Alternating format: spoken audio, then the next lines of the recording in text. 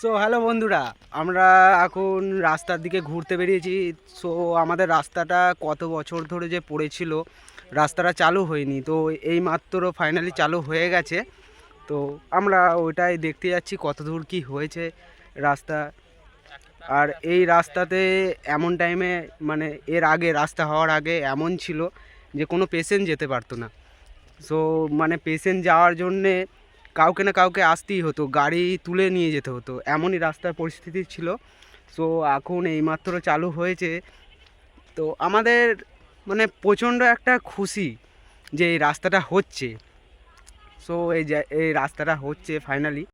Hello বন্ধুরা, তো আপনারা যে রাস্তাটা দেখতে পাচ্ছেন, এই রাস্তাটা কত বছর ধরে যে আমরা ওয়েট করে আছি শুধু এই রাস্তাটার জন্যে।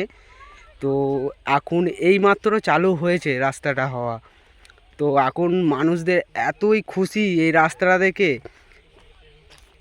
এই যে রাস্তা কালকে থেকে চালু হয়েছে, তো আমাদের আনন্দতে আর কি বলবো, আনন্দর কোনো সীমা নেই।